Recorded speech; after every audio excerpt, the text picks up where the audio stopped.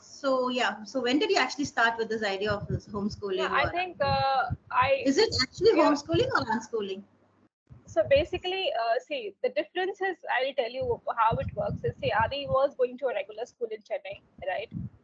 And when COVID hit, it was all online learning, right? The traditional school had gone online, like, So what happened was he was learning online, and we came back to my mom's place, and we were still doing online schooling, which was Mm-hmm. from the traditional school. And next year he was supposed to join back, but he did not join. He said, because we were not going back to Chennai, right? So I was searching for schools, virtual schools. It just hit my mind that is it a possibility that schools can actually be virtual? Because Adi was doing 1 year online schooling. So I just randomly typed virtual school India and I found something. Okay, it was called 21K. So 21K schools are still working in India now. So they're a complete online model. So it was like a wild, dream or wild thing for me to just type online school in India and it just worked. So I applied to that school and I got that this is IGCSE. Adi was going to an IGCSE school before, so I thought maybe it will not be a great shift for him. It will be an IGCSE to IGCSE school. And nearby schools here, I was not very happy with what was happening here, considering I worked in schools for 7 years in different capacities with Adi. So we went to this online school, and Adi was learning well, but I realized that he was very fast in learning. What happened was when the teachers were teaching, he was just out of he was basically doing his own things. And generally, I realized that all the parents were blaming the online schooling. The children, they were actually blaming the children that my child is not learning. Is they are not sitting in front of the computer. But I realized that it's more because he was faster than what was happening in the class. So I would just sit next to him, or I would be around him to understand what was happening. And when the exams would come, he would very smartly he would understand, or I would just sit with him for 2 3 days, and I used to get quite good feedback from teachers. So I realized that basically he is not liking the way it is lectured or it is taught. And he basically was reading a lot of books at that time, and he told me, "Ma, science books are very boring. There are 5 chapters for the entire year. Why are we still doing evaporation experiments from grade 1 to grade 3?" I said, "Yeah, he's right. Why is he doing the same experiments, right?" And anyways, we were doing a lot of things at home. So actually, even when he was younger, I was already doing this sort of, a lot of learning at home was anyways happening. We used to do a lot of experiments. We used to, try a lot of things. He was in the kitchen. He was creating. Mm. So I realized, I read those in your blog. Yeah, I read those in your blog. uh, Yeah. Uh-huh. So yeah, you please told in that. about your kitchen. Yeah, you told about your kitchen while you're cooking. He used to help you around Hmm, and talk hmm, about hmm. all those things. Yeah. Yeah, so he was already there, and I realized that I was very much involved, and when you align this with any homeschooling parent or unschooling parent, you will see that uh, this is how and what they do.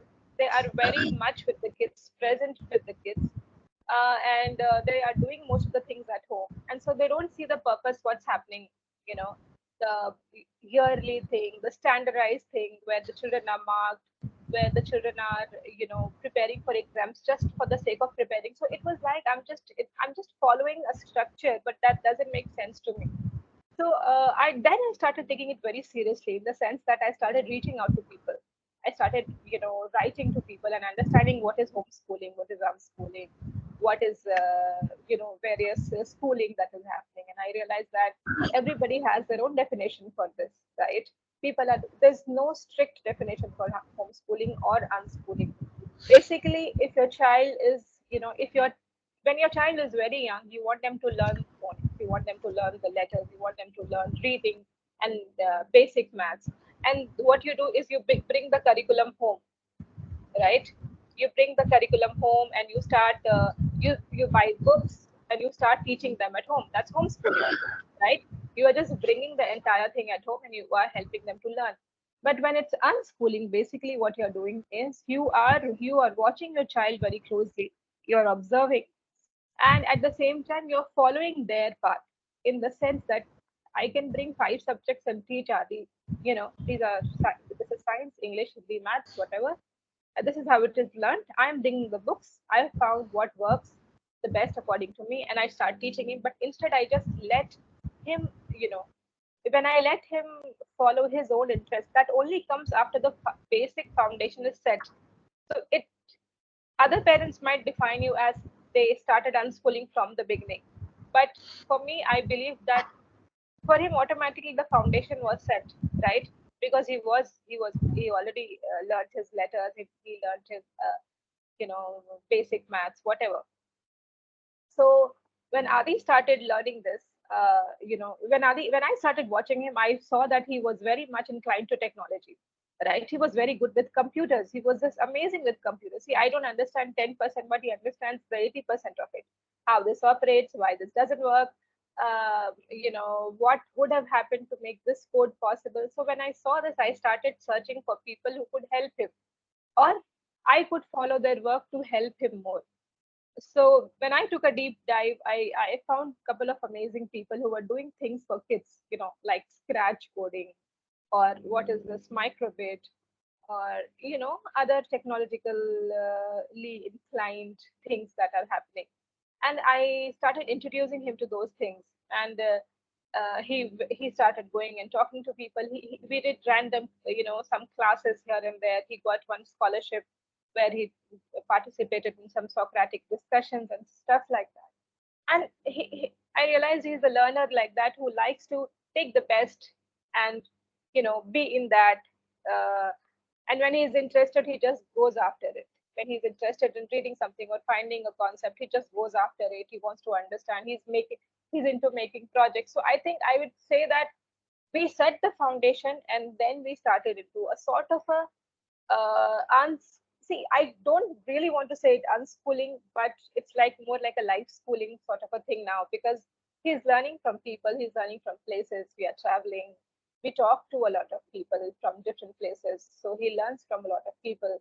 So basically it's like a life schooling thing. But yeah, it is Adi led, but I try to find what works, the environment or the people. That's how I just work as a connector for him. Yeah.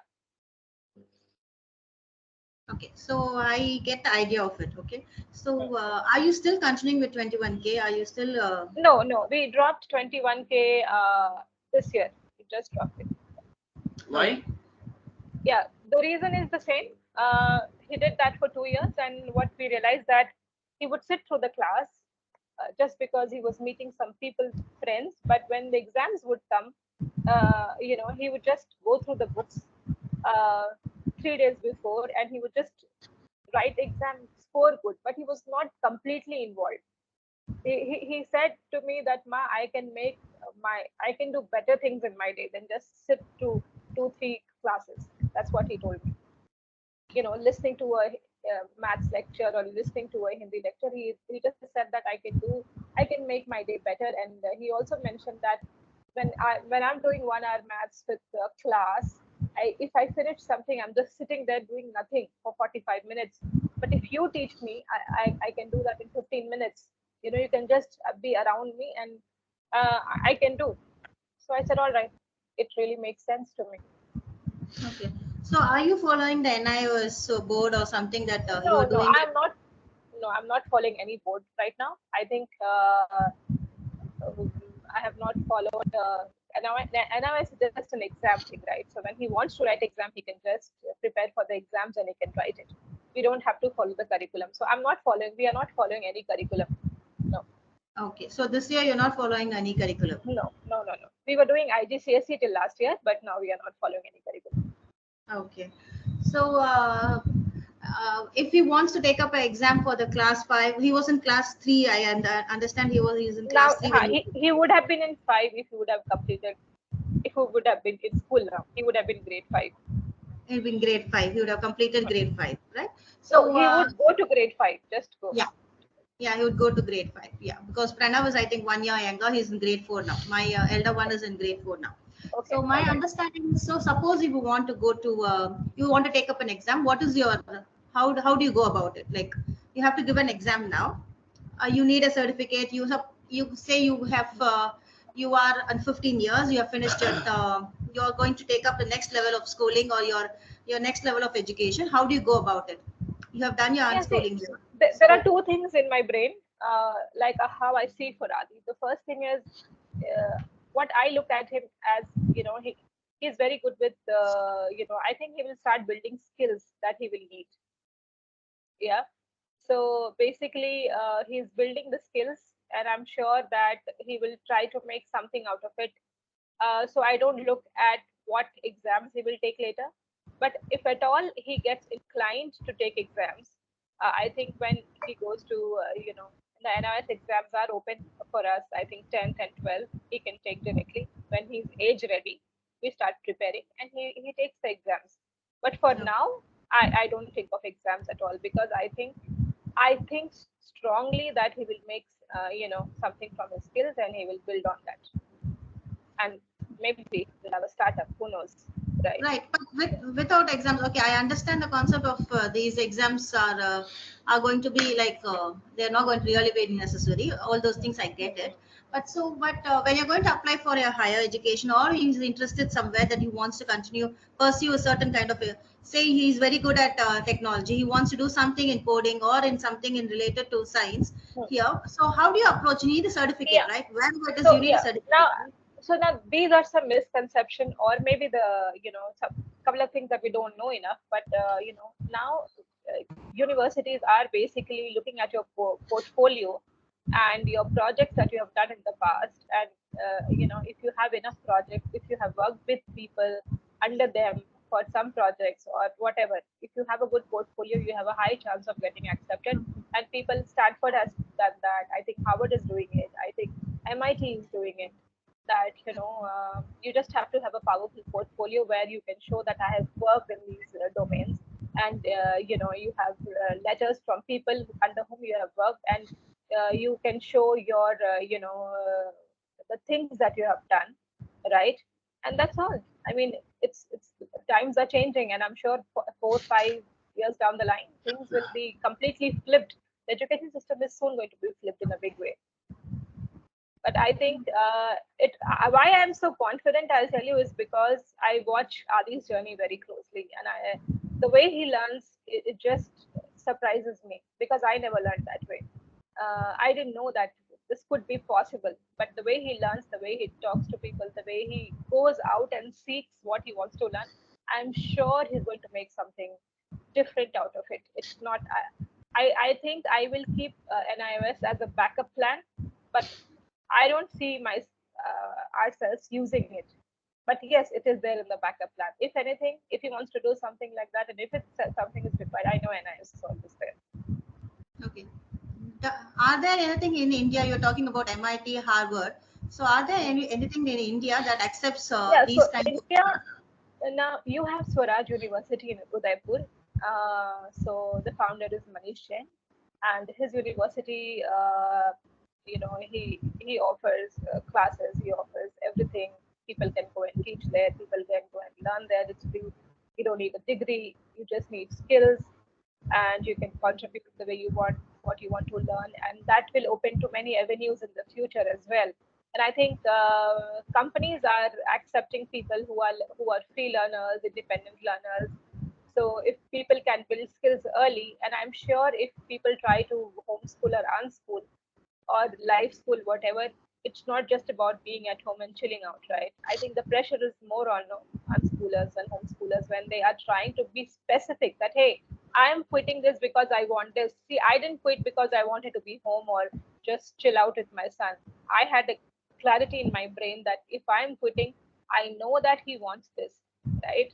So that is the reason I quit, because I saw his interest in something. So if you have a football player in your house and you know that he loves to play football for 6 hours in a day, you have a clear purpose. I will help him learn what he wants to learn, but I know that he's focused on football, so he will go somewhere, right? I will back up for this football, but I will have whatever, maybe 2 hours a day for his academic purposes as well, because ultimately he will have to read some notes, he will have to read through things, he will have to do public speaking. So those are the skills that I think I'll focus more if my son is a football player. Okay, Yeah. so I have two questions here now.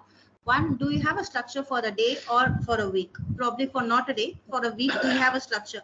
Like you have Hmm. certain topics or certain things that you want to cover with him, or probably he learns on his own, however it is. Like, or you go out Yeah. and you learn. But do you have a structure or probably for a month I even?